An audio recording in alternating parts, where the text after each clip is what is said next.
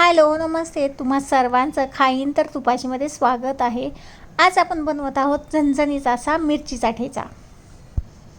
चला तर मग आपण रेसिपीला सुरुवात करूयात. त्याच्यासाठी लागणारं साहित्य बघा, 3 मोठे कांदे घेतलेले आहेत मी, मिरच्या घेतलेल्या आहेत, टोमॅटो आणि लसूण. ही क्वांटिटी मिरच्या किंवा लसूणची आहे ती तुम्ही तुमच्या तिखटाच्या अंदाजानुसार घेऊ शकतात. मी थोडंसं जास्त घेतलेलं आहे कांदा. तर इथं तुम्ही बघू शकता कांदा आणि टोमॅटो मी उभा असा चिरून घेतलेला आहे. टोमॅटोच्या मधल्या बिया वगैरे आपण सगळ्या काढून टाकायच्या आहेत. आणि थोडंसं कढईमध्ये तेल घेतलेलं आहे आणि गोल्डन ब्राऊन होईपर्यंत आपण हा कांदा परतवून घेणार आहोत. कांदा परतून झाला की त्याच्यात मिरच्या टाकायच्या आहेत. तर मिरच्याही चांगल्या भाजल्या पाहिजेत, कच्चेपणा अजिबात राहिला नाही पाहिजे. आता तुम्ही इथे बघू शकता मिरच्या मस्त अशा भाजल्यानंतर ना मी टाकलेला आहे टोमॅटो.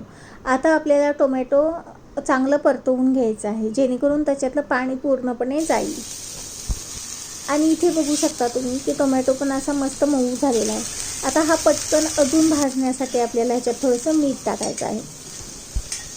मीठ टाकल्यामुळे आपला कांदा असेल किंवा टोमॅटो मिरची आहे त्याच्यात सगळ्यात मीठ असं मिक्स होतं. त्याच्यामुळं मीठ आत्ताच टाकून घ्यायचं आहे आपल्याला. आणि हे मस्त असं स्मॅश झालेलं आहे बघा टोमॅटो, तुम्ही बघू शकता.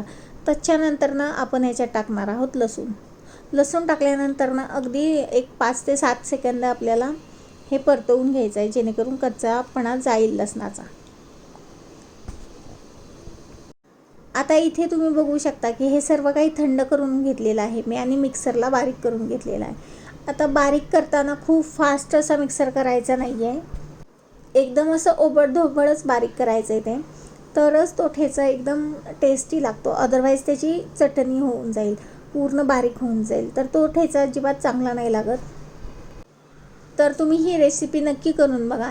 तुमच्या आवडीची एखादी भाजी बनली नसेल घरात किंवा काय, एकदम झटपट होणार आणि एक 7 ते 8 मिनटात ही ठेचा बनवून तयार होतो आणि तोंडाची चवही वाढवतो. तर हा ठेचा तुम्ही नक्की करून बघा आणि कमेंट्समध्ये मला सांगा कशी वाटली रेसिपी. भेटूया पुढच्या रेसिपीमध्ये.